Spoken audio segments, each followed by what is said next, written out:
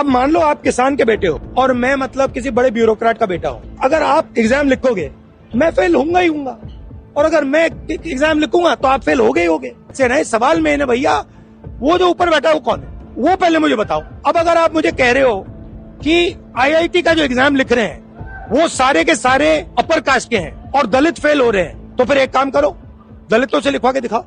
1950 से लेकर 1970s तक कांग्रेस का जो मोड था वो काम करता था पैट्रिमोनियल मोड, जिसे कहते हैं पैतृक विधा। आप एक ही फैमिली में इनहेरिट करोगे। अगर आपका जो सरनेम है वो नेहरू और गांधी है then you will get the power. अब ऐसा नहीं है, ये बिल्कुल गलत था। इसके कुछ पॉजिटिव्स भी हुए थे, वो फिर कभी डिस्कस करेंगे। But the thing is Congress इतनी पावरफुल थी दैट जो दिल्ली से कमांड जाती थी all the states will follow, barring 3-4 states. और फिर क्लोजर टू 1980s दो चीजें हुई। एक तो कांग्रेस डिक्लाइन कर रही थी और बहुत सी ऐसी पॉलिसीज आई जैसे कि land reform, green revolution, IT revolution, even Mandal commission.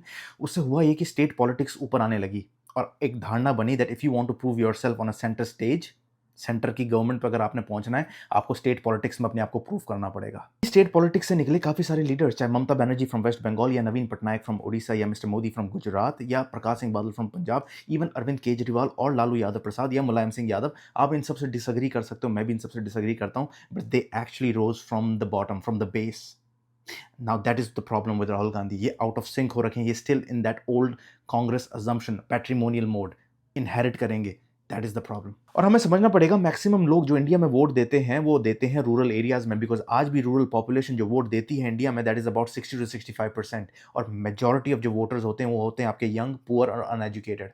और फिर जितने भी लीडर्स हो गए ये जन राजनीति करते हैं, जिसे कहते हैं मास पॉलिटिक्स। और मास पॉलिटिक्स में आप बात नहीं करते हो मैनिफेस्टोस पे, पॉलिसी पेपर्स पे, आप बात करते हो इस तरीके से ताकि आपके जो मासेस हैं उनके साथ आप कनेक्ट हो पाओ। और मासेस से आप कनेक्ट कैसे होते हो? By slogans, by rallies, campaigns. आप सिंबॉलिक जेस्चर्स करते हो, आपकी स्पीच में फायर होनी चाहिए, आप इमोशंस लेकर आ पाओ। और हमारे पास एग्जांपल्स हैं, चाहे आप लालू यादव प्रसाद को देख लो, उनकी जो स्पीचेस थी बहुत ही विटी और ह्यूमरस होती थी। अपने आप को आवाज़ दी थी उन्होंने कि मैं बैकवर्ड कास्ट की आवाज़ हूँ। Same goes with Mamata Banerjee. मैं उनकी पॉलिटिक्स से बहुत ज़्यादा डिसएग्री करता हूँ, मैं एक लिंक पे वीडियो डाल दूंगा, वो देख लेना।